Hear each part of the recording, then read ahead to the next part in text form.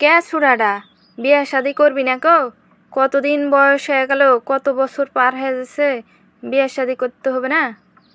বিয়ে শাদি আবার করতে হবে না? বিয়ে শাদি তো করবই। একটা ভাগ্যবতী মেয়ে চাই আমি, যাকে নিয়ে সুখে সংসার করবো, বুঝছো দাদি? দাদি শোনো, ভাগ্যবতী নারী চেনার উপায় বলে দাও আমাকে, যেন আমি সহজে দেখেই চিনে ফেলতে পারি এই মেয়েটা ভাগ্যবতী, আর ওই মেয়েটাকে খাঁচ করে ধরে নেব বিয়ে করার জন্য, বুঝছো? শোন তাহলে ছেকরা, যেসব মেয়েদের চোখ ও মুখ গোলাকার হয় তারা খুবই ভাগ্যবতী মেয়ে।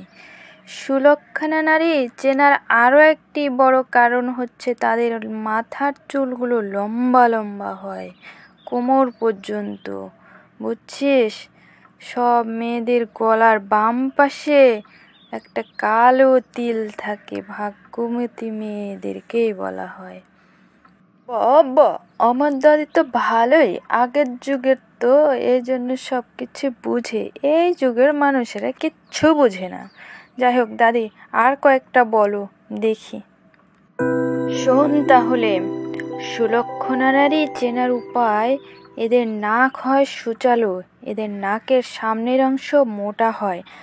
ভাগ্যবতী নারীদের দাঁত হয় সুন্দর গোছানো, গজ দাঁতের নারীরা সুলক্ষণা হয়, বুঝছিস? এদের মুখের ভাষাও হয় মিষ্টি। তারপরে আরও হচ্ছে যেসব নারীদের মসৃণ ও পাতলা ঠোঁট, এদের ভাগ্যও অনেক ভালো হয়। এদের কাজের পটুতা থাকে অনেক বেশি। দাদি শুনেছি যেসব মেয়েদের ঘাড় লম্বা হয়, ওরা স্বামীর সংসারে এলে নাকি অর্থের অভাব দূর হয়ে যায় আর স্বামীর ভাগ্য খুলে যায়। তারপরে যেসব মেয়েরা সাহসী ও কষ্ট সহ্য করার ক্ষমতা রাখে তারাও ভাগ্যবতী, নিজের পরিশ্রম নিজে করে ভাগ্য পরিবর্তন করে, তাই না দাদি? এই তো, আমার ছ্যাঁকড়া লাতিও তো কিছু শিখেছে দেখছি। হ্যাঁ লাতি, তবে এরকম মেয়ে বিয়ে করতে হবে। ভাগ্যবতী মেয়েরা সব সময় সবার সাথে ভালো ব্যবহার করে, বুঝছো?